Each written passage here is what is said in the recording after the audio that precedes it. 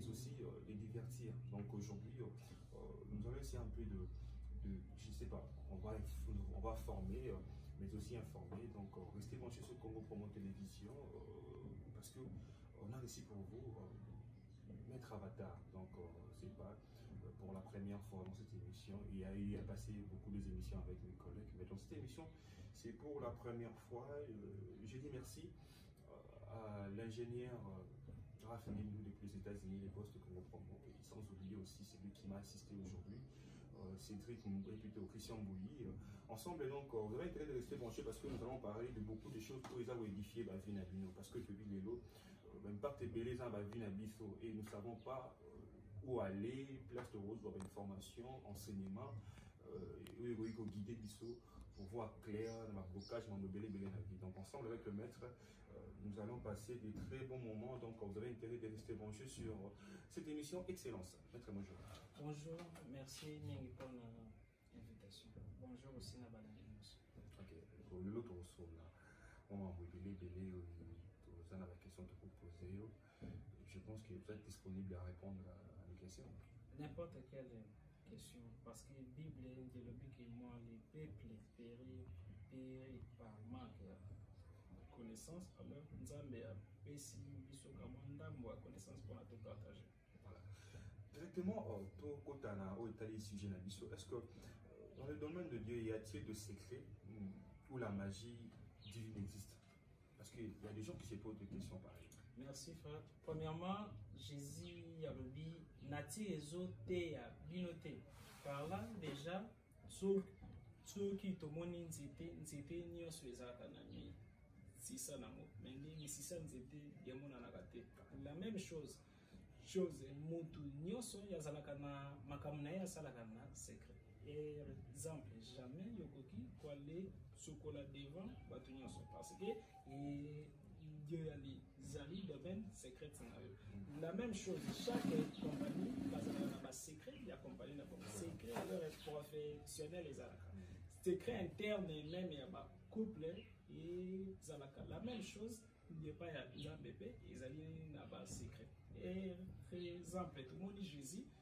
Abanaki te full na ba parabole, mais ce qui assis ici donc côté ya bango na ba parabole full bazaki karana besoin ya miracle bazaki na besoin te baye ba comment leur Jésus abanaki ko aller pour vous que ba miracle bango bazaki kakana besoin ya ba miracle na ba parabole, mais ce qui assis ici côté ya bango abanaki kozwa 70 dès alors les disciples il y a côté ya bango makambo ya te yaki population te, mais kaka na de wana ya longola ki 12 apôtres makambo abanaki koloba na 12 alobaki yango jamais na septande si malongo na 12 wana tango alingi ya lakisa mystère ya kosolola na bato bakufa, mystère ya solola na ba ancêtre na ba saint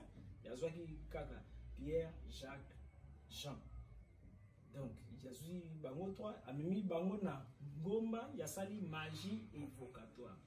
Invoquer na évoquer ezali des choses différentes.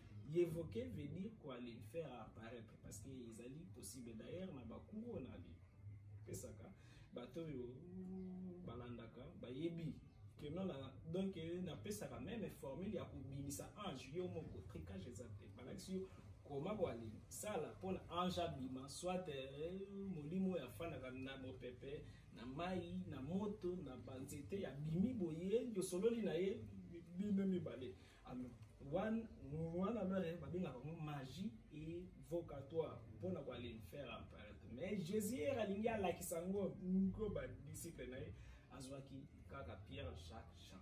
Mais tango alingi ya révéler bali secret ya astrologie divine, mystère ya ba étoile, mystère ya ba voyage hors corps. Yazwaki Jean parce que la Bible dit Jean azalaki disciple yo Jésus alingaki mingi. La même chose na makambo nzambe parce que c'est ngeli bato ba signé boy non très bien makambo nzambe leki kindoki na bondoki Nzamba zali papa leki na biso te. Nzamba zali camarade na biso te. Nzamba zali au-delà ya nyonso tokoki ko aller penser. Na le livre ya Daniel 1, Daniel 3, la Bible dit roi azui Daniel, azui Shadrach, Meshach, Abednego. Yazui na ba jeune ebele ba oyo bazalaki ba nganga ya royaume. Lobi ke bale comme bale nganga na ye. Mais roi antali bango na miso molimo amoni ke ba jeune oyo 4 Daniel, Shadrach, Meshach, Abednego bazalaki 10 fois supérieur que ba magicien. 10 fois supérieur que ba astrologue. Tandis que pour na ozala 10 fois supérieur que moto sengeli yeba nyonso yebi vili komi ndenge moko simalango banda kopese ba devoir 10 fois. Mais lelo oyo ba chrétien ba komi ko aller banga ba satanique ba magicien ba okinétiste. Tandis que ba yebi te que makambo nzambe ezali 10 fois que wana. Pourquoi tokomi ko banga bato yo bazali na gauche? Parce que kobanga ilakisi ignorance. Moto yo ayebite abanga kabanga ya comme mona que non diable aza partout. Parce que supposons ceux qui yebi nda na yo bien même ata na bulili yebi ki to ki na simba na kozwa allumette koto yo machette. Mais ceux qui nda kwa no yebi ya moté première chose ndio kobanga. Voilà pourquoi Nzambe première fois à l'Élie na Bible. Il y a l'Élie, il y a le bi. Le peuple périt par ma connaissance. Il y a le bi bien que peuple n'a. Il y a le bi que ba ninyo yo paye. Marque a prière. Prier c'est bien, mais ce que zangi connaissance. Il y a les nzali scandale parce que même pour na prier sengeli yeba agenda du ciel. Lundi ezana likambo basenga Nzambe. Mardi ezana likambo basenga Nzambe. Mercredi, jeudi, vendredi, samedi. Alors, comme Batouba yebi ba les mystères wanate bako kanisa. Que non, makambo vitesse d'action ezali Satan. Makambo malembe donc Nzambe bazwaye comme koko ngaye kambusanga yolobi yeloko moko boy. Oh, na Bible bakomi yamote papa na ngai. Bible yali zali comme journal de aller classe P. Donc Nzambe yakoki jamais quoi les révéler makambo misusu ya sika parce que yazali Nzambe ya ba rediffusion parce que les fait un peu ba les donc mindele basangisi ba les rouleau ya kala ba pesango kombo testament déjà leur ba rendre conscience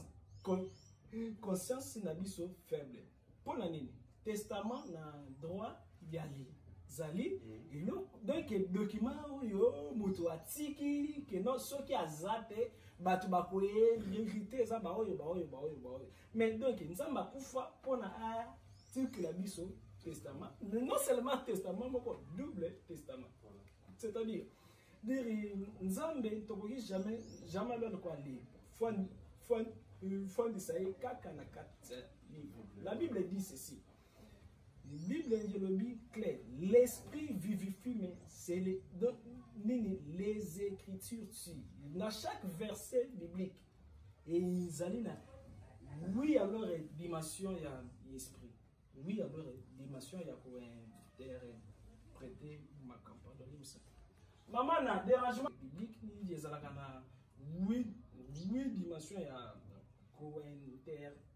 Première dimension est à pour aller consoler le peuple.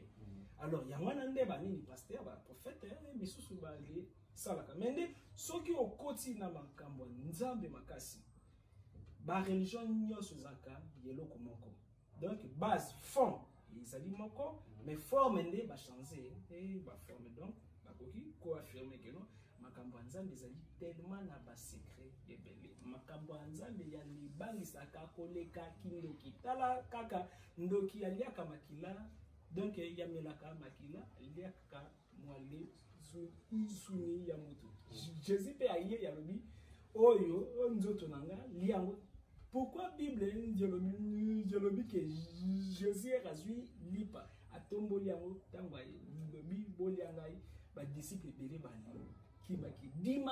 Dimension à azaki ceux qui y a lipo comme il vient de finir peut-être bangonaki peut-être bamona ki le boka Jésus donc dimension ana yesengeli yo dieba ba secret nzambe alors ba secret ya nzambe fandi na magie divine bato baba non magie la kisi satanique non fungo la dictionnaire kende na baguga magie ezali momoko grec ya lexi magos et la kisi magistère soit magistrat magistère et la kisi mayele trois rois mages et la kisi banganga ya mayele ezali na mayele nzambe ezali na mayele la satan magie divine et magie démoniaque. Ok, nous comprenons. Mais quand on va passer à la deuxième question, donc on va tu as parlé de aile gauche et droite. Mais s'il faut dire, on a tout la même chose. Vous êtes de quelle aile? Alors, premièrement, lumière et coquille, comme on dit ça, lumière c'est les lumières montent bondissa. Donc, Nazali, de-là, il y a des ailes. Gauche, na droite, mais maintenant les transcendants. Comment alors Nazali na gauche, na droite, mais Nazali, de-là, il y a wana. Comme on a dit colo, ba démon na ba ange bazali comme ba opposant na ba majorité. Voilà. Bazali wana pona loi ya équilibre. Yomoni ya poule. Jésus a le bien la nature nous enseigne. En poule, pona epela ezali na besoin ya naître la phase. Alors naître est là ici. Force du mal, phase force c'est du bien. Alors wana ezali kaka pona équilibre. Mais nzambe azali ni na malamu ni na mabe mende azali ko les transcender mabe na malamu. Yebango na le kati ya mabe ezalaka na pourcentage moko malamu. Na le kati ya malamu ezalaka na pourcentage moko ya mabe. Ceux qui ont maîtriser la force du mal pour la quoi tuer malamu et batami na kati na bango. La force du bien pour la quoi longo la ma bien yo fandi na kati na bango par là Dieu comme na troisième voie. Donc qu'on aller maîtriser tous les deux forces parce que ceux qui ont kangami na moko alors tout excès, il y a toujours une provocation et mabi moko. Donc, pour na se faire comprendre na batu nazali mosali nzambe mende nazali capable de commander ba démon pour na malamu dope pour na kwali bengana bango la même chose nazali capable de commander ba ange pour na malamu dope pour na mabe parce que mabe na malamu yali nzali ba banini fimbo nzambia sale la cap pour na les punir biso topé quoi les féliciter biso wana alors na ko répondre à motango to ko la question sur Bange Tabadem. Ok, passons encore dans notre deuxième question. Est-ce que Dieu existe pour vous? Nous en pouvons nous tout ça théoriquement parce que bato ba hôtel abiso bato balingaka ba mona ba yoka et puis ba convaincu. Donc vous pouvez théoriquement cette question.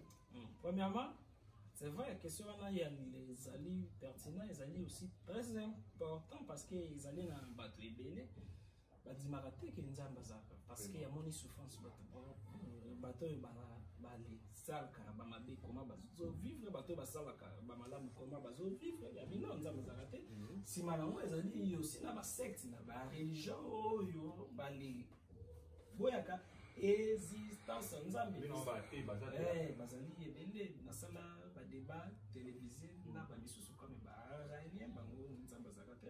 Alors comment alors théoriquement scientifiquement yokoki ko expliquer moto yo aboyi na ye keno nzambe yazalaka te. Alors pona moto wana eloko ezalaka ezali eloko yo ya monaka mais esengeli aussi koyeba chaleur to monaka mbote mais ezalaka pe na le physique quantique ezali partie spirituelle ya physique to ye physique quantique na le physique quantique ezali na loi moko oyo elobi boye tango yo yozo talanga est-ce que barrière eza te non mbala moko yozo monanga mende ezali na ba machine soki ba tie Yavan yomonanga ezali na babiloko ebele ezali koleka wa ba les rayonnements ba vibration yavan ke yomonanga na ba microbe ezali kwa tambola ba biloko ebele ba champ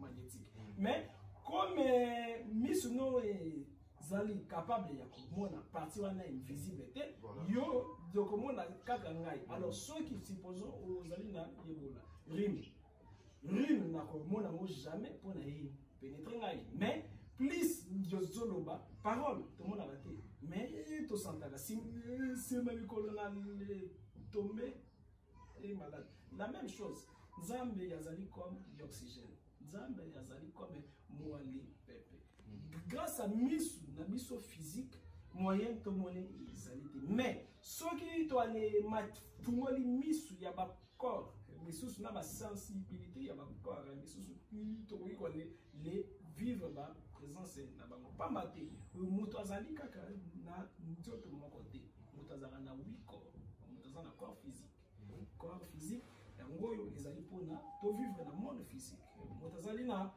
corps éthérique yango wana esalaka ke non na ba rêve tout yango wana to vivaka nango na ba rêve corps éthérique moto esalaka ke non to ale zalaka na ba sensibilité moto beli yavese corps éthérique na ye mutu ezui moi dysfonctionnement c'est-à-dire à cause la lisusu na sensibilité te corps éthérique yango wana bandoki basalela kango pona ko ale bima ko ale fina bato ba kingo mende ndoki abimaka ya paraître sur les anus mende bana nzambe babimaka ya partir ya mutu wana corps éthérique to les alina corps astral yango wana mutu e géraka ba sentiment na ba émotion soki oyoki mawa soki oyoki esengo ezali géré grâce à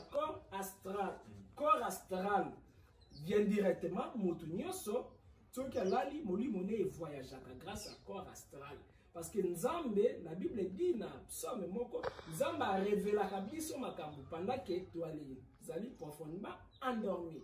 Ce qui mutu alali, aloti que alors yazo pumba donc yazali na monde astral.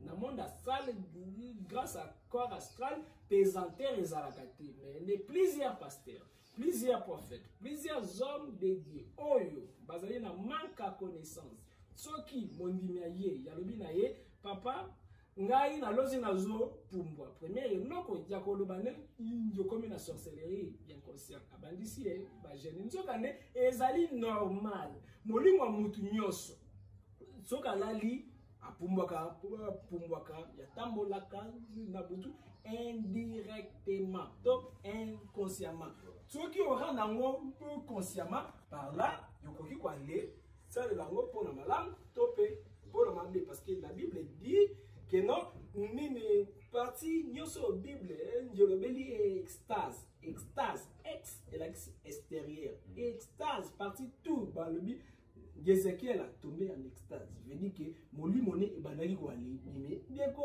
bima grâce à nini grâce à ba corps oyo comme un corps astral alors tout sali de sous na corps mental makanisi na biso ezali corps nyonso oyo to ali pensaka to vivaka ngona 4e dimension babengaka 4e dimension ezali lipe monde ndoki soki alingi aya asalo mabe akoya awa te azwi machete abambi yo soki abambi yo machete biso mpe toko kanga ye tomemi ye na leta ndoki ya koluka nini adresse na yo na ba plan wana parallèle parce que ndenge ofandi awa ofandi pe na plusieurs plans parallèles mais na ba monde wana soki kuna o zali nandi cuisinier mais awa yo zali nani yo patron ya komale pani comme kuna ozali cuisinier esengeli pe awa même ata osali usine no yeko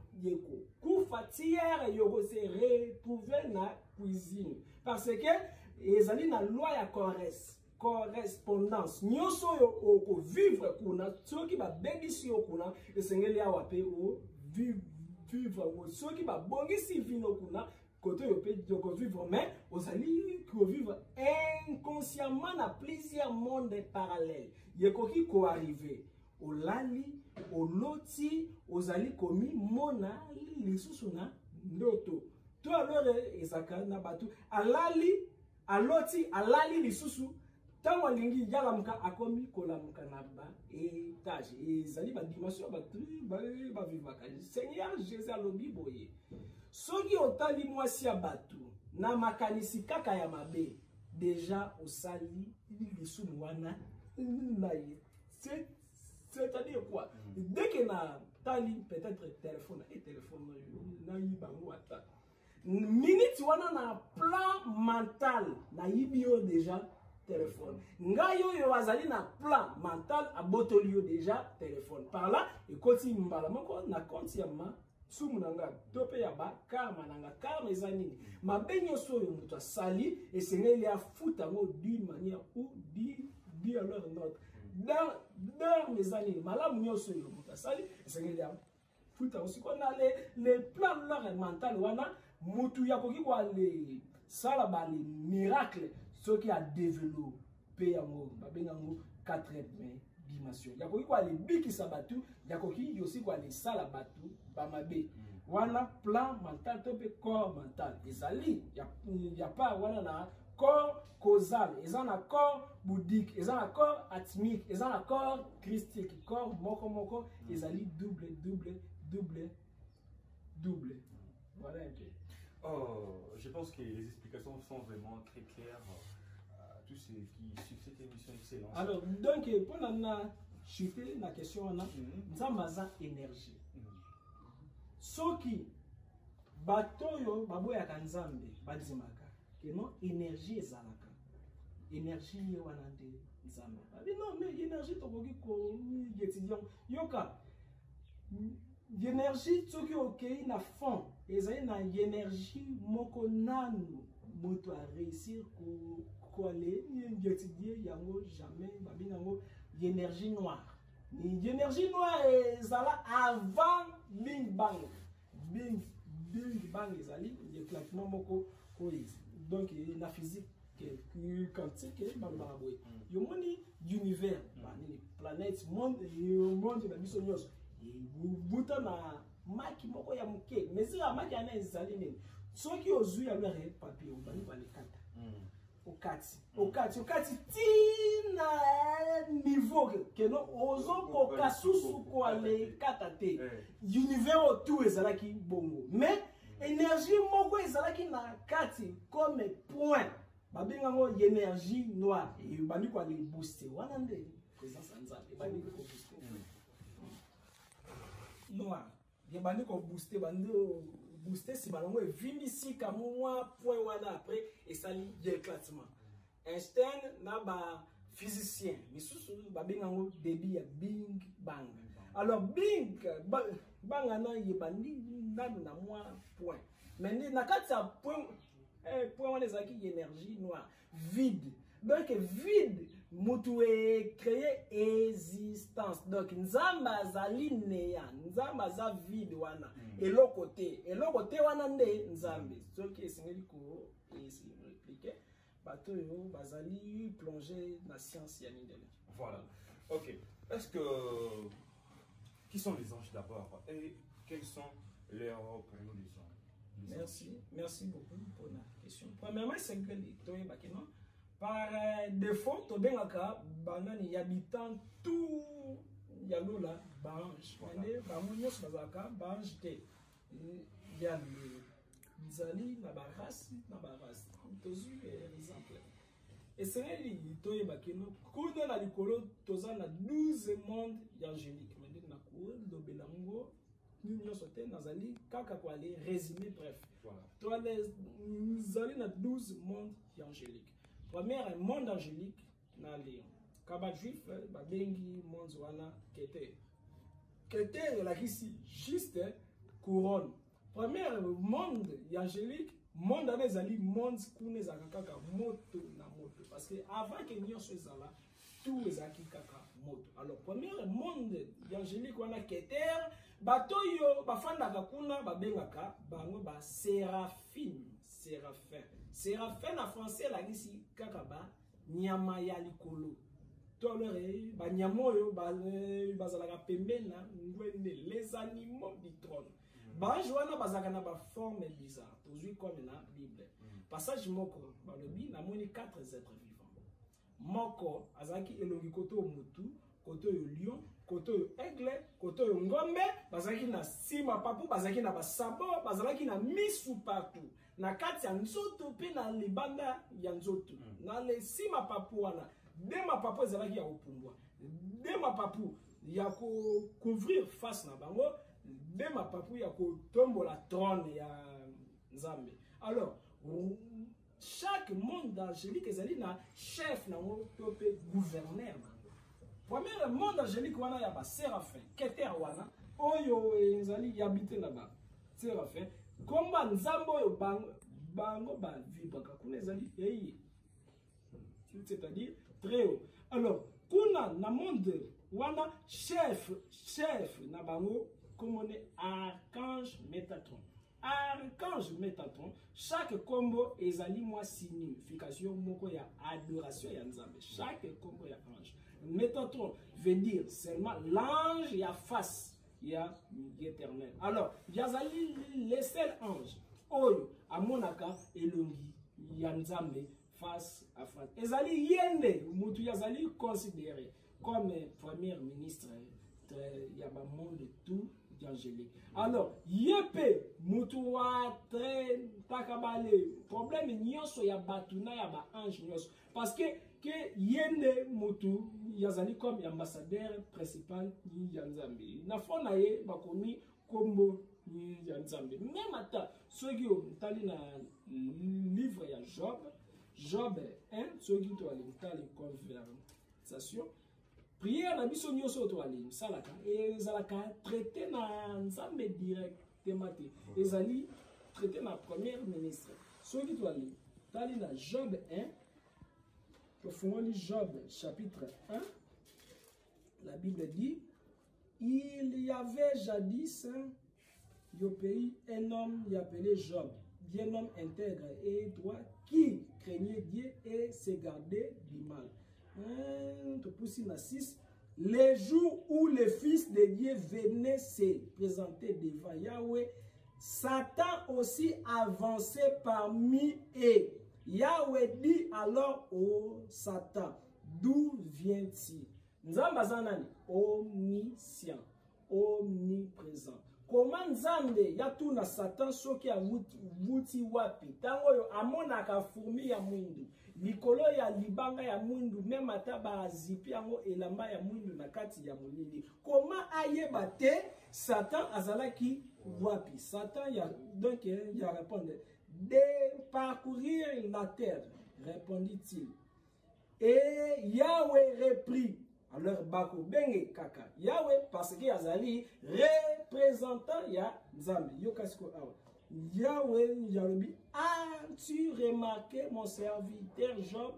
Il n'y a point son pareil sur la terre, un homme intègre et droit, craignant Dieu et s'écarta du mal. Mais déjà, ceux qui Yazali, Yende Nzambe, Diakolobane, un homme intègre, mais craignant. Mais à la conversation, il y a le craignant Dieu, c'est-à-dire Azali, Kolobela, Moutumusu, troisième personne. Donc, il était Moutabana qui Kolobela, et Satan répliqua, est-ce que pour rien que Job craint Dieu?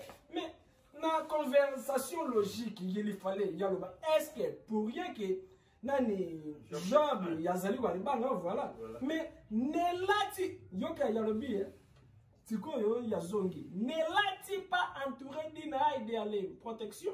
Mais pourquoi pas yaloba ki awakeno? Est-ce que pour rien que Job craint Dieu?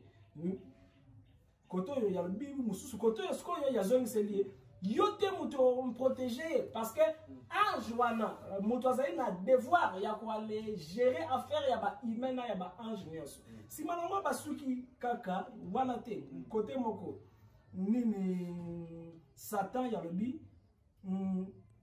mais il tend la main et touche à tout ce qu'il possède. Je gage qu'il te maudira en face. Gager là, c'est quoi les bêtes à gazon. Nous avons tellement élevé. Si jamais nous avons les bêtes à gazon, jamais nous avons les salades tembe. Donc, awa, Métatron Azali, chef, yaba ange ya majorité. C'est-à-dire, ange ya lumière. Satan Azali, chef, yaba ange ya opposition. Donc, ange ya ténèbres. Alors, l'opposition na majorité, des fois, ça là séance, y ensemble, les réfléchir ensemble. Ils ont qui, genre, réunion, yo, ange na démon, kutanaki, si manango, les mecs quoi, ça là, traité. Ils ont qui juste Métatron. Alors, si on comprend bien, donc, conversation entre Métatron et Satan. Donc, dès alors, le chef, il y a des départements différents. Département, il y a opposition, département, il y a majorité. Alors, bangwana monde na bango ezali monde ya ba émanation. Émanation ya la kisi nini? Nyoso nzamba zalaka nango comme projet. Toki alingi ya sala yo, projet nzambe ya ko fandi sango na monde wana keter. Alors na monde wana keter ba ko bongisa projet wana ba bongisi yango ba les remplir ba biloko sima nango ba ko lekisa yo na tous les 12 mondes angéliques pona na chaque monde babakisa eloko moko moko. Alors monde wana ezali monde ya ba projet ya nzambe. Donc budget tout ya nzambe ifana wana pona batu. Après ezali na ba ange misusu comme ba chérubin.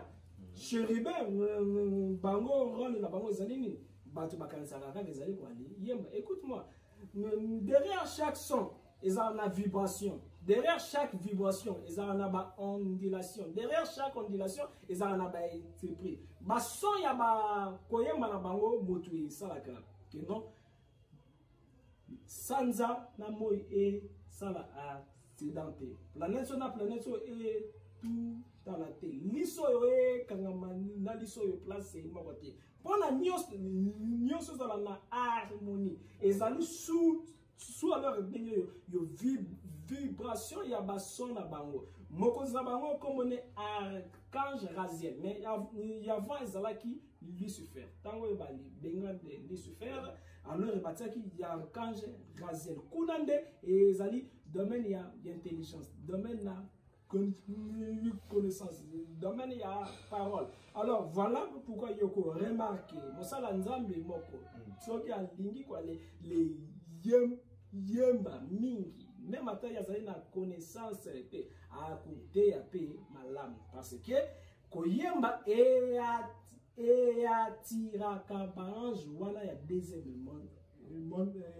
angélique ba oyo bazali na clé ya parole, clé ya connaissance. Ezali na ba monde angélique ebele. Alors pour na les résumer, ba ange bazali comme ba grand frère na biso, to pe ba yene na biso. Bango bale viendaka biso un jour tokoma neti bango. Parce que banja niveau ya c'est comme ba ange bazali na besoin ba comme ba archange. Ba archange bazali na besoin ba comme ba verenti. Et ainsi de aller suite. Donc bale viendaka biso. Maintenant mutu na mutu azaka na ba ange na ye gardien. Motu nyonso soki ya botami azaka na 4 anges. Azali na ange physique grâce à date na yo ya naissance, ange astral, ange mental na archange médiateur. Parole na bango ezali nini? Tozui comme archange mental.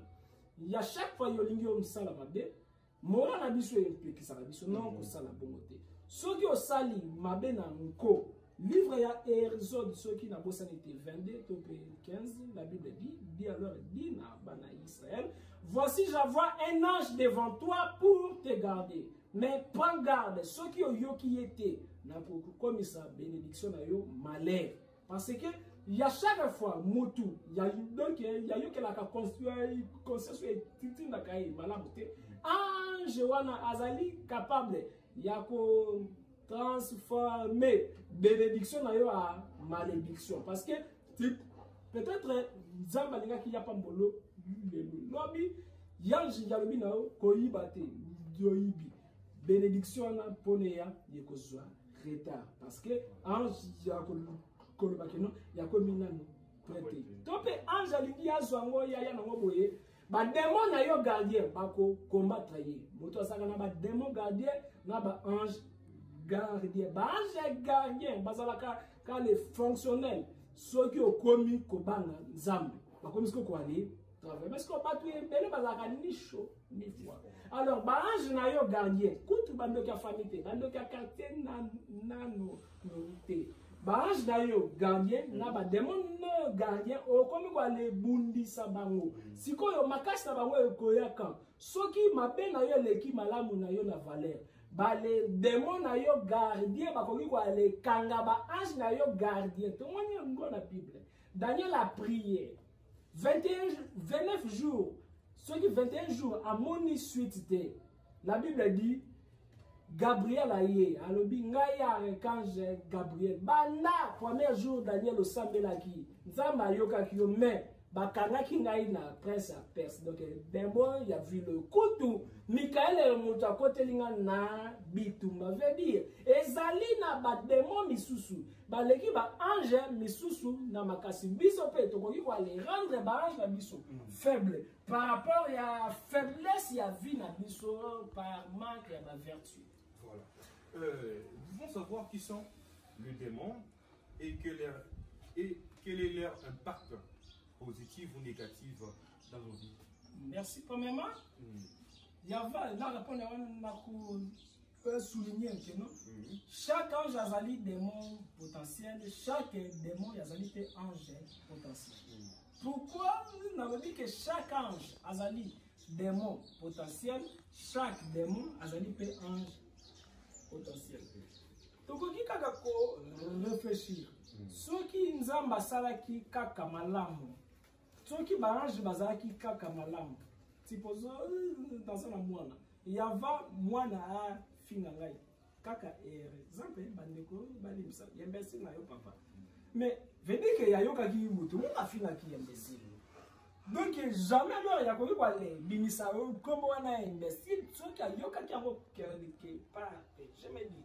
Ceux qui nzambe yasalaki baange nyonso parfait. Bazaki netiye malamu toki mpe nza bazaki totalement bon. Bon comment alors Lucifer yazwaki makanisi ya kose rebelle. Comment alors ba démon ba comment na existence réponse na pesa ezali nini. Lumière ebima kaka na katia ténèbres to wale zali na deux sortes ya ba matière na cours ba production ya ba usine tozali na matière brute na matière finie. Matière brute ezali matière o nanu ba travailler ya moteur. Matière finie ezali matière o déjà et subir ba purification na ba transformation ye comme prêt ya kozala utiliser. Mais matière brute et kokina nous kozala utiliser na niveau wana te et sengeli subir pour na beauté. La même chose nzambe yasalelaki mabe comme matière première. Alors yasalelaki ténèbres comme matière première. Premièrement bange nyonso bazaki nanu ba démon yavant que bakoma nanu bange ya lumière. Bange nyonso bazaki ba mitema be tous les futurs gentils bazaki ba anciens méchants. Alors comme alors bazalaki donc ténèbres timanango ba les travailler ki bango ba évoluer ki ezali na ba ange misusu ba boya ki na bango ko aller évoluer ba bengi bango ba nini yo démon ya ombre ba wana ba boya ki na bango ko évoluer bango kuna batikalaka kaka ba démon ba komara bango jamais ba ange ya lumière ba ange ya lumière ezali ba oyo bandimaki ko développer. Mais ne kuna bange ya ténèbres wana bazali dirigé na Satan te parce que bango bazaki même ya fa Satan. Satan na ba démon misusu ba les belles zéboul bazali banani yo ange déchu et là qui donc déjà ba mataki niveau sima ba koi mais ba démon ya ombre bango ba mataka jamais niveau bazali na chef na bango oyo azali ombre ya nzambe. La même chose, yo, ozala na ombre na yo. Ombre no ekoki jamais kozala lumine. Bana na botama. Nanu na mona te mutu ya zotambola. Ombre ne yebi ma lumière. Ombre ezaka toujours ténébreux. La même chose est salemaki ombre ya nzambe babengi na kombo ya Yahvé. Nzambe ye moko babengi na kombo ya Yahweh. Yahvé azali na ouest. Yahweh azali na est. Voilà pourquoi bato bazali kwa le croire na lumière tout que lingi kosambela nzambe priaka face à l'est. Bato bazali kwa le croire na ba force ombre satanique et sengi ba le priaka face à ouest parce que est côté yo moya bimaka ezali signe ya nzambe ya lumière. Côté yo moya lalaka ezali signe ya nzambe ya ténèbres. Moto ya yebite ndio baluki bo komi kosambla nzambe mpesa ngai eza nzambe lumière te moto ya mpesa me nzambe ya ténèbres. Bazali na même combo. Yahweh na Yahvé différence kaka ya wana. Alors boy wana baboy ko évoluer babengi ba ange ya donc banani démon ya ombre. Si manamo ezali na ba oyo ba évoluer ki mais malgré que ba évoluer na kasa pas na moi nini déchet ya moi ténèbres ezali na kati. Jalousie dudu tango ba les maîtriser ya moté babino vu que bosali boy bino bokozala ba te ba bengani qui alors ba komi banani ange déchet. Alors bazali peine important. Bazali est important quand Nzambe azali les bons bergers. La Bible dit non. Na Psaume, l'Éternel est mon berger, je ne manquerai de rien. Berger ya batela kabani. Azali ko batela ba membe na ye, banani brebis. Mais berger ba bosa na kakeno azaka pe na ba mbwa non. Bali mbwa bazalaka wana pona kwa le batela ceux qui adversaires à combattre, ceux qui peuvent même moko ya kimi bakangie. La même chose. Parcelle wana ya bergerie ezali comme vie na biso. Ceux qui au buki balwate nzambe ya kozala bon berger pour yo. Mais ceux qui ont commis quoi le buka balwa, le diable ne peut jamais nous attaquer sans nous. Force bidima les coquilles jamais quoi attaquer ceux qui ont fongoli porte. Alors, il y a chaque fois yoko buka balwa nzambe yako permettre bambo zali symbole ya ba démon parce que mutu yoloti bambo bazo zali symbole ya ba démon. Ceux qui moto bimina li banda ya limite sa bankambo nzambe a ko subir souffrance parce que plus ya ko subir ba attaque ya ba démon tout d'office a ko se souvenir na nzambe.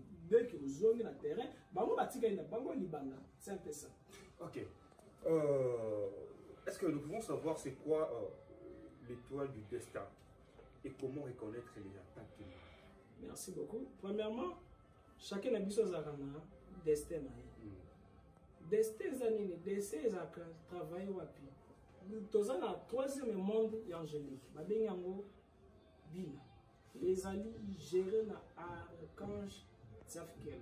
Les habitants yo bafandaka kuna babengaka bango ba trône topé ba 24 veya oyo Bible ngelo beni. Soki yo tourné pasteur moko prophète moko souhaité molimo moko ba 24 veya rôle na bango nini par manque connaissance ya koloba bango bato balongolaka ba chapeau na bango devant nzambe. Mais comment musala ya batu mobimba vina bango tout ezali kaka balongolaka ba chapeau bazongisaka ba chapeau na mutu. C'est comme yo ezali kwa le filmer peut-être au film making kaka tango na bayaki. C'est mango bali poser question mettre avatar c'est ça il y a non voilà ezali parti à vision oyo peut-être Jean à mon aki topé Ezekiel ya mon aki boulot na bango ezali nini bazali ba seigneur ya karma na ya dama mutu nyonso avant que ya na mokili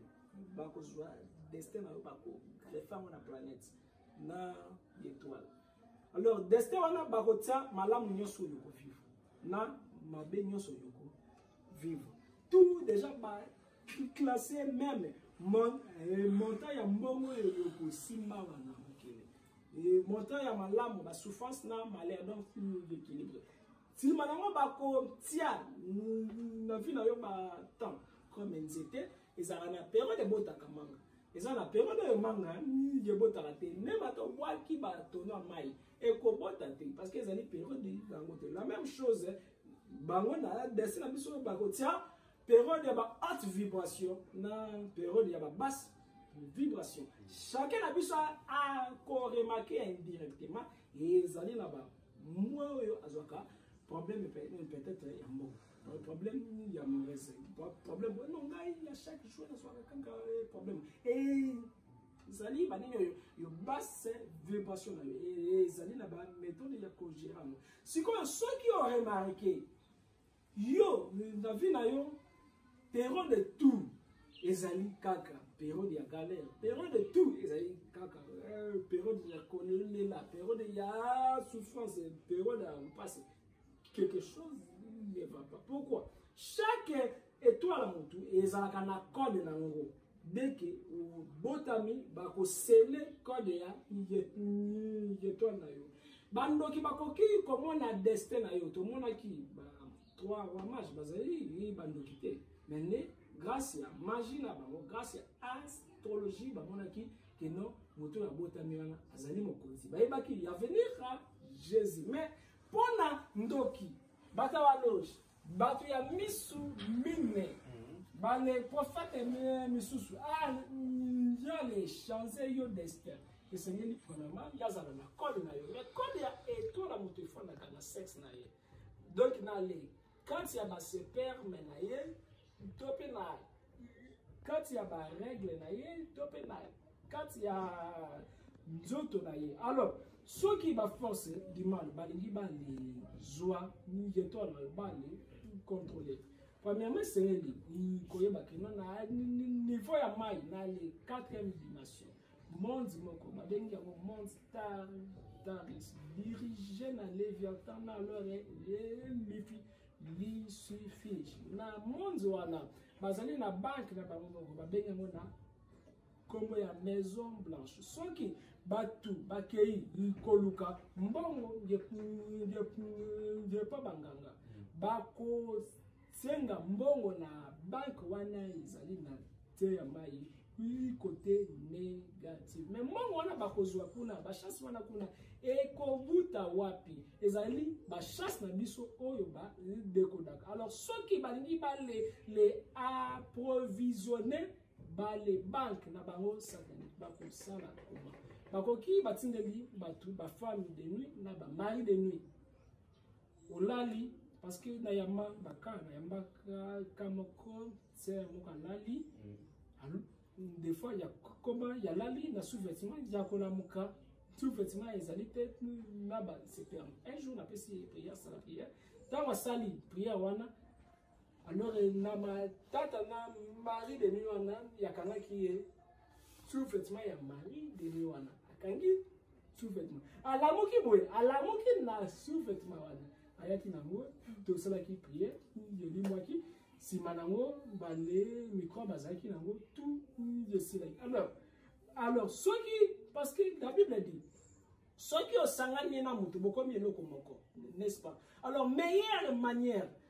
piratage ya toile na biso ezala na Facebook ezalaka mutu ya tindeli yo ni invitation ti manango a pirater compte na yo code na yo même mot de passe ezali sous quoi timbate et c'est retrouvé il pas la même chose ba force du mal ça rapprochement d'abord il y a ko rapprocher dès que quoi les sangani malamoko code na yo abibisi ko code wana akolifa ngo bandoki nyoso yo bakoka ki vi na yo te bakomi sko kwa longolo bakolongola babakisi yo bako bakisa soki balingi peut-être batindelo mari de nuit to femme de nuit parce que ma mari de nuit na ba femme de nuit bazali na ba conséquences na moto ya ko remarquer microbe moko ni gesi na tête soit so kazali mwasi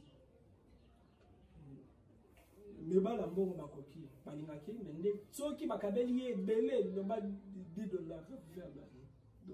jamais balé la caille les bala mende aza kitoko ça me la rappelle mais son soki abimi kaka na motu wana pe ya koki pe ya négligé ya boyi tout peut-être tu allais banani pe soki alingi kaka mwa libali yana ya komi kwa les ba problème même ata mwa libali yana salaki na le mbongo la même chose côté ya bami ya les bali yo ko remarquer peut-être yo lingi fi yana azaki sérieux mais yo soki olingi kaka mwasi akomi ya fidèle lokuta moyibi tout wana pourquoi la même chose que mibali ya moi na ya na nini basi ya moi bazaka na zuwa ya butu pe bazaka na zuwa akolukani a déstabiliser yo la même chose igno tout et produisaka ba fruit soki osangani na mwasi ya butu pe na mo bali ya butu esengeli bota boko bota bana ebele bana wana bakosala na plan bien visible mais bana wana esengeli yolesa bango alors bana wana baliaka nini parce que ceux qui obote bwana ya moi esengeli opesa ke miliki fufu biloko alors bana wana baliaka nini bango moko bakobandaka kose servir bakolia nini énergie vitale eza nini énergie vitale na biso ezali courant moko fondaka na âme na biso esalaka kino chance ezala na vie santé ezala malamu soki bango bakomi koalelia énergie vitale na yo hémorroïde esilaka te ebandi malchance ebandi kopo oyo baninga bazwaka mbongo soki yo otie kaka motu na yo boye kopo yango mpe bebi kopo yo wana ezalaki bien soki okote kaka boye faillite ti jour oyo bakobenga na yo nde sikoyo bafali kina tout wana ezali nini conséquence ya bana wana tokoki koale bota bakoki yosi koale utiliser destin na yo na plan mental bakolamusa na kati na yo ozali na mwasi ozali na mobali mais mpona o se sentir à l'aise c'est kaka o se masturber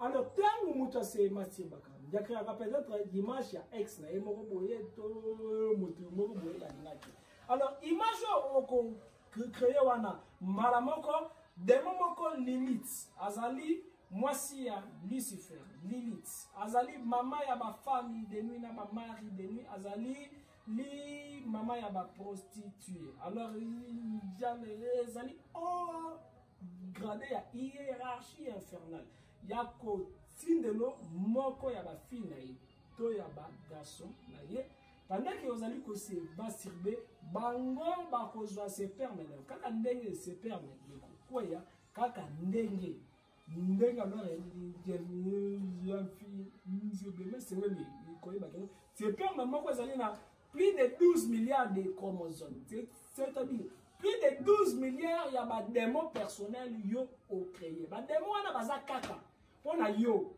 bako attaquer via mutu mususu te yonde tata na bango pana bakoki ki kaka ndenge bandoki bani pesa ka ba papa na bango mama na bango bana na yo wana pe bazali bakila na yo bakoki basengi pesa biso ba chance papa na yo bien pe ya pesa alors voilà bien peu comment bakoki ko les maîtriser l'étoile na yo ya destin niveau ya sexe mais mususu bakoki ko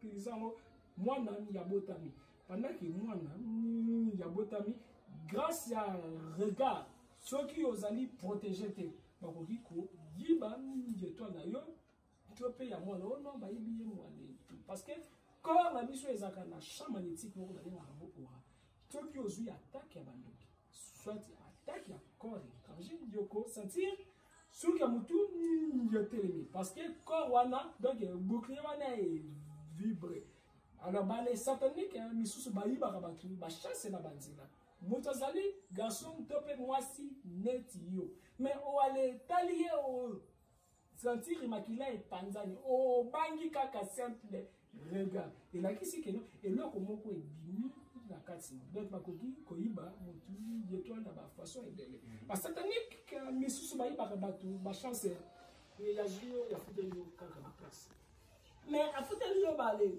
classe mende o kozwa ka musala te soki yo silisi ya sombi ba chance na yo mususu pe ya kabeli yo mbongo to pe ya bakiseli yo ba matabisi si la wenze dès que ya sali bongo déjà a sombi pe ba chance na yo directement mususu pe comme formule moko ya bandoki yezalaka e bofandi boye na le bis e maman moko soit papa moko ya le beti gaz bino nyoso boyoki moto nyoso ya koyoka solo wana ba chance na tout yekei na concert mutaki gaz voilà pourquoi la Bible dit prier sans cesse dès que sentir l'eau moko boye essayer toujours pour aller prier la kati ya moko parce que toi, la question un peu sur la question très pertinente aujourd'hui dans la société Nabiso. Est-ce que nous pouvons savoir comment provoquer les miracles dans nos vies? Merci. Premièrement, c'est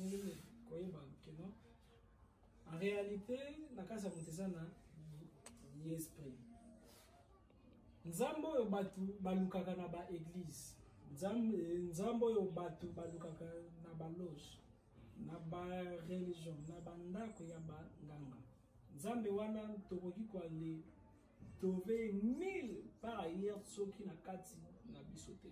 Et zai na yadage moko ya ba indien balobaka un jour banzambe basangani basali motu pe azalaki pe nzambe neti bango me mutu akomaki kosalela kibo nzambe wana ndenge ya mabe banzambe ni balobi esengeli tolongola kibo nzambe oyo ezali na kati ya mutu tobomba ngo na sanza babi non un jour mutu akokendaka na sanza babi un jour non tobomba ngo na se ya océan babi un jour mutu akokendaka ti na suka ya océan babi te tobomba ngo wapi babi esengeli tobomba ngo na kati na ye moko d'office tango babombi yango na kati mutu partiana babenga ki yango prana to ki to pe d'esprit na kati ama mutu banda wana yakomaki koluka nzambe miracle de gauche droite sans oublier que non nyonso ezali na kati na ye Jésus tango akufi na croix la Bible dit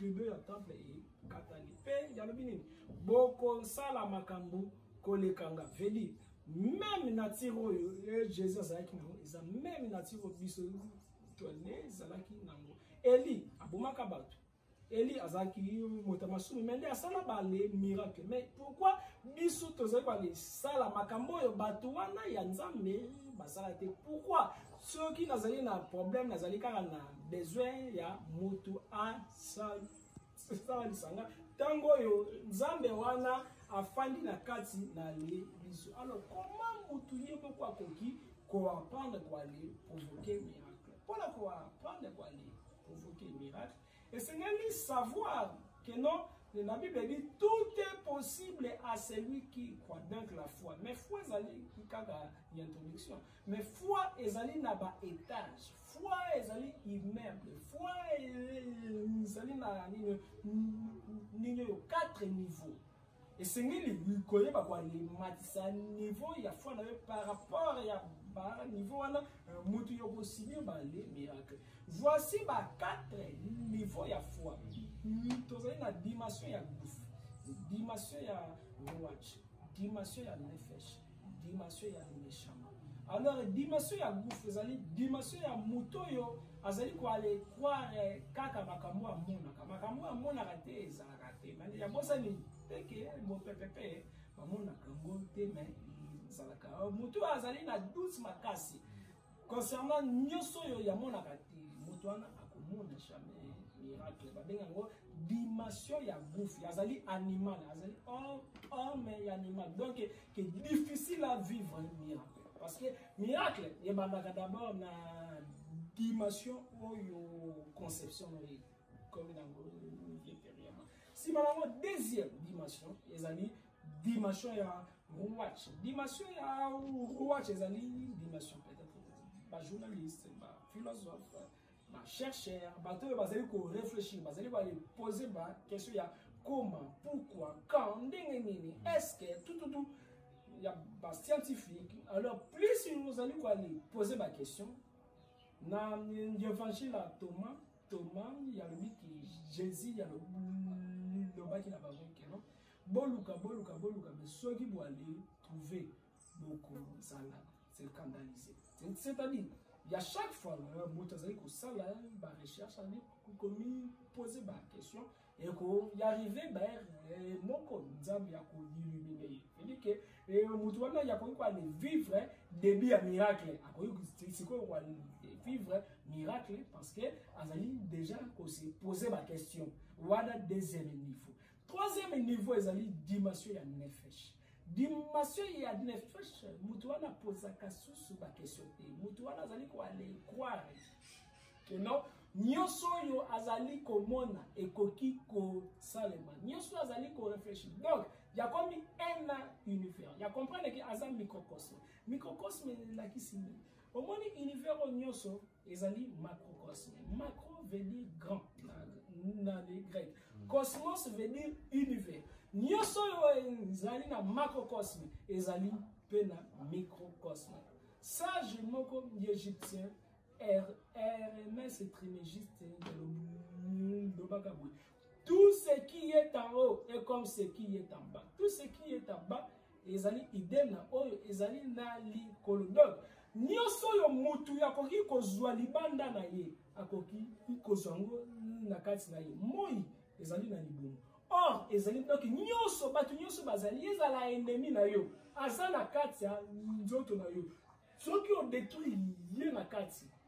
Libanda pe ya cédé à l'étude. Libanda a mutu babenga ngo illusion. Souffrance, ezali kaka l'état d'esprit. Pauvreté, ezali kaka état d'esprit.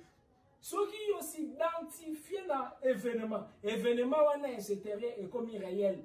Tout yo ezali libanda ya mutu babenga ngo maya, donc d'illusion. Alors par là, to komona que non.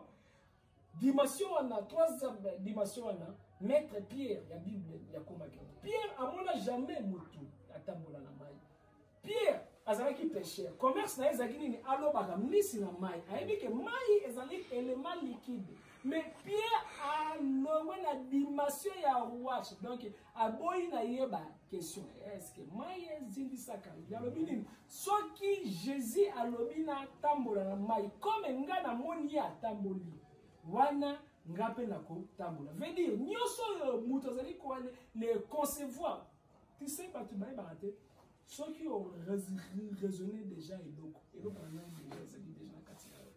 Mais il y a nini, Dieu s'est manifesté en autre. Moi qui même moi si yo atanga ki maki na 12 ans. Ni dirait qui ça qui jour na ko simba et la maya Jésus na kobika. Ayeba ki teke déjà bika ki jour ya zwaka ide wana. Et tika ki kaka ko matérialiser ango. Batu bazo benga.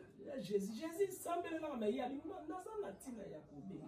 Akeika asimbi. Comme déjà na kati na ye déjà abika ki libande zaki kaka révision Pierre même maille liquide comme solide parce que à croyant que non l'impossible n'est pas divin et la divinité habite mon corps. Donc oyo na moni na ko aller copier mais tant oiseau qui doute la Bible dit azinzi mbala mote akomi kodinda. Donc dimension na ye et komi ko aller kita donc dimension ya nefesh ezali dimension tout yo na koki ko aller penser je peux les matérialiser. Donc dimension na doute ezali comme virus ezali dimension oyo bato basala ka ba miracle. Si malamo quatrième dimension ezali dimension ya neshama mutu asala ka miracle nde ya komi nde sikoyo miracle ya komi nde sikoyo nzambe tozui comme mais Paul azali yazom teya moto aye apangusi ye kaka mwale toki Paul ayebi te bagosala na nini deke nyonso ya ye ne komi kibonzambe deke bakei basimbisa malade ya biki wana ni dimension ya neshama donc dimension oyo moto ye moko ya komi miracle. Alors comment pour aller mettre des dimensions 1 à dimension 2, il y a les dimensions 2 à dimension 3, il y a les dimensions 3 à dimension 4. Peut-être voilà kozala sujet ya ba émission parce que voilà, voilà, s'il faut poser une très dernière question, vous répondez, mais aussi au procès la synthèse, essayer un peu de parler à tous ces gens dans l'émission, ou proposer vraiment peut-être la solution, la toute dernière question, nous voulons savoir qu'est-ce qui attire la malédiction et qu'est-ce qui attire la bénédiction. Et puis au sein de la synthèse et l'émission, vous donnez votre numéro. Merci.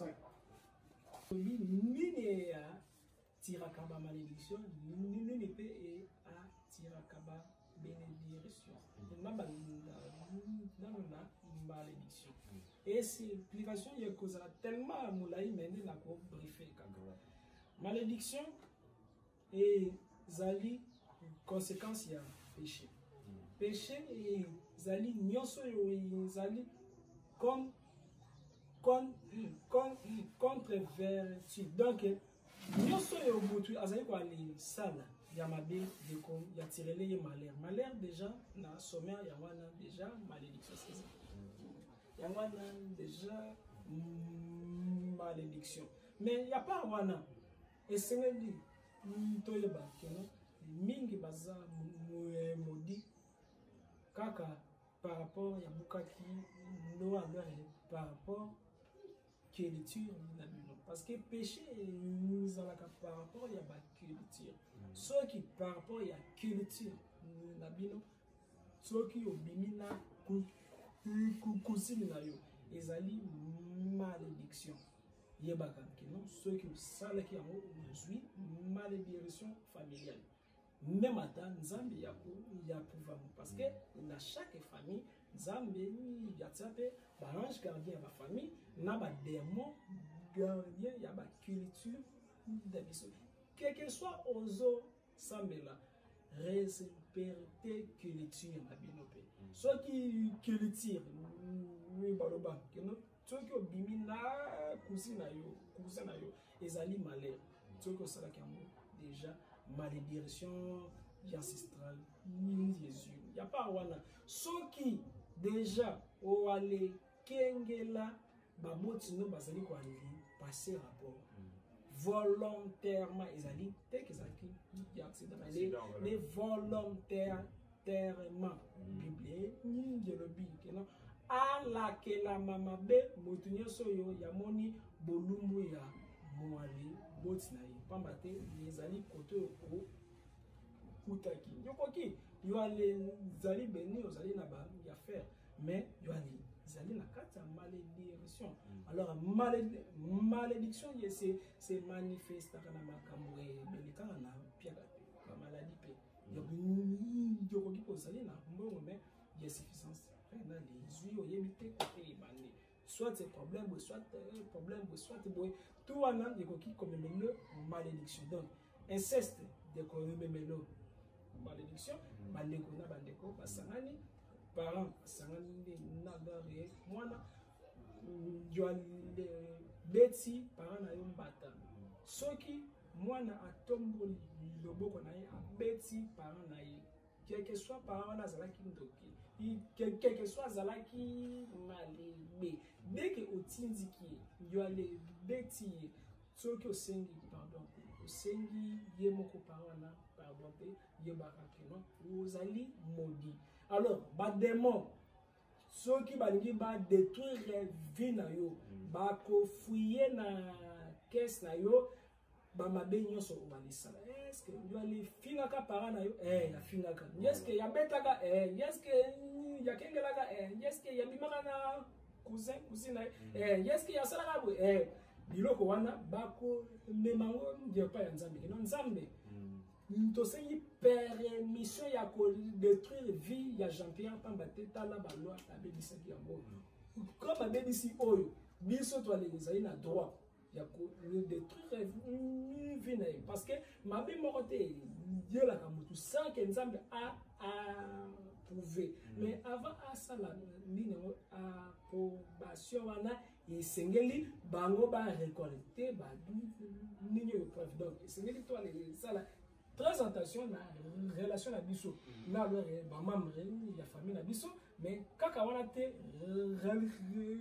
relation na biso moko corps na biso moko okoki kozwa malédiction parce que yobimaki na moninga no garçon soit na fille entre fille soki parce que ezali plus na moins plus esengeli azalaka kaka combiné na moins kaka na ali plus soki ekomi plus moins phase ya kosalema phase ana na niveau spirituel bakomodire bino donc balobi kino sexe moko basangani ensemble mbala moko bakomodire bino donc ke vino yekozala na malheur donc malheur ezali kaka te kozanga fufu bale déception mpe ezali mpe bamalheur yes instabilité banono bakomi désordre tesinkoyoko ezali aussi malheur donc malheur ezali conséquence il y a désobéissance yosi bato bazalaka ke non mosala nzambe moko ya kufeli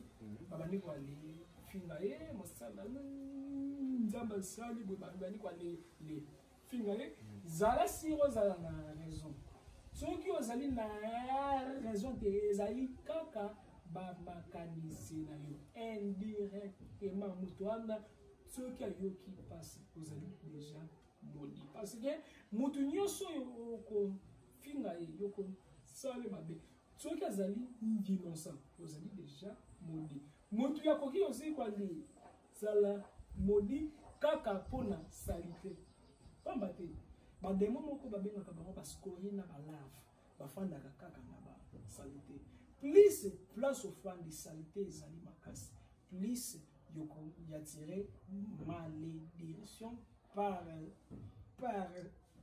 ce que salité ebendaka bale demo mabele matière fécale ozosalango na likolo ya mabele tandis que mabele oyo ezali na esprit mwale bimba molimo ya mabele babengi ye gaia wana moto saint esprit na Genèse tango oyo bible njelobi kino molimo nzambe ezalaki na likolo ya mai ezalaki matrice ya gaia nde mama na biso terre nsima nango yazwaki zemi ya esprit oyo azalaki na likolo ya mai aboti banzete ya boti biso soki omanke meme malebele respect bible njelobi kino bana ya Israël bwale kundaka toujours matière fécale na bino mais soki yo osali matière fécale na likolo ya mabele ezali profanation et ya tiraka pe malheur aussi malheur okoki kwazwango soki yo ozali kwale sala banini ni besoin na bacarrefour yebango côté tout oyo banzela yekutani 2-3 na bacoin ya veni ezaka force d'entrée ya force ya Satan na ba force ya nzambe alors soki o profane bisika wana peut-être ba force mal bazaki wana bakozwa yerine na yo ba décoder pe destin na yo soki pe yo aller parce que ngai na yamaka bato na yamaka magicien moko azaka na besoin de défense ya 8 km ngai nazwaka ba chance bato na ba rencontre na jui kutu na baki na rencontre batu nyonso oyo bakotelema wana na rampo wana soki molimo ne ezali faible bachance tout nde etikali wana 3 heures toye tozwango toalekei nango donc bref mingi ya koloba ezali metin ezali mwalike mbala moko naso te kote ya nini ekoki koatire bénédiction alors nini ekoki koale yatire bénédiction premièrement zanga nyonso zanga mbongo kozanga connaissance te premièrement luka koyeba nini na makambo ya molimo luka même koyeba yo moko ba jour na yo ya ba chance eza quand ba mois na yo ya ba chance ezali quand faiblesse na yo ezali nini comment yo ko trépasser faiblesse wana tout sima nango zalaka na goût ya kopartage mutu nyonso ya kabelaka baninga ye moko asatiraka grâce mbongo bénédiction bazwaka ngo te na kosala économie na banque parce que nakoki na banque nanga mbongo ebele me bamaladi ya grave sang nakoma mbongo wana ezali kwali pesta solution te bénédiction ezali nazali bien na plan nyonso plan pe derrière moto azaka na caisse na ye spirituel mais caisse wana emataka quand soki yo ale kabeli yata moto mo azali ye firme mais mingi lelo ya ba chrétien pona kabola ata yeloko na ya veille ya pesi mais kolianga te ya kindoko no kolianga mais tina te poko kabeli pona o finga parce que plus yozali wale pesa bato yo bakoki kozongisela yo te plus nzambe azali ko approvisionner compte na yo spirituel na yebi mutu moko na bible ya kufi tabita mais baye babino akoki kokufa te nzambe azongisa ye na vie mpona bamalamu asalaki ye vie po akina yebi mpe roi moko ezali ya kufi prophète aye yabiki no esengeli okufa boye mais ntango prophète abaluki yabi nzambe ekanisana roi ye nani prophète aye alobi nzambe abakiseli encore 15 ans de vie donc plus ozali wana esala bamalamu kukwale sela teke moto wana yazongiselo kutu malamu abie sala ngona moto akozongiselo jamais bato oyo bayebi yo te plus yo kosala bongo plus nzambe ya kobénir yo kaka wana te ya tire grâce yo si badimi banini yo femme plus ozali koali partage na baorphelinat na bahomme ali veya mwale ki wana nzambe ya kopermettre te ke olala nzala parce que yayebi ke soki ozwi yo mpe okabaka parce que koale kaba edimiaka pourcentage ya bakarma na biso parce que toalisalaka bamabe alors plus tozo kaba motu dès que je merci nzambe ya pambola yo dès que ya sepeli i pourcentage moko ya mabe mais peut-être ça qui prévu yo kufana accident pona mabe moko salaka motu mais comme motu moko ya sepeli nzabité et sengeli ya bakisama ya corps vie pamba te asala susu bamala donc que partage et yatiraka bénédiction purification pe et yatiraka bénédiction donc koyeba kobanga nzambe comment yolingi nzambe ya pambola yo tango yo comportement na yo ezali pona na satan pambola yo pona nani nzambe ya punir yo donc soki olingi nzambe ya pambola yo sala oyo ye yalingaka kaka wana te esengeli mwana nzambe normalement asengaka te na baprière mais asalaka ni adoration plus période ya souffrance sala ni adoration période ya joie sala louange pamba te Jésus yalobi nini avant même ekwa lesenga ngai nale yebi soki nzambe ya monike ya tindeli yo pasi mais yo ozali koadore ya kochanger malheur wana na bénédiction mais soki yo tango parce que nzambe alingi nga te mais non nzambe azali koado te yazali mwana mosala na biso te garçon de course te esengeli koyebaka que non nzambe des fois yalingaka koyeba soki toazali fidèle est-ce que olingi ye kaka mpona bonheur donc soki souffrance aza tout sous nzambe te mbala moko akobakisela encore souffrance donc quel que soit position ya pasi adorer encore plus ozali ko aller souffrir makasi plus y adorer plus parce que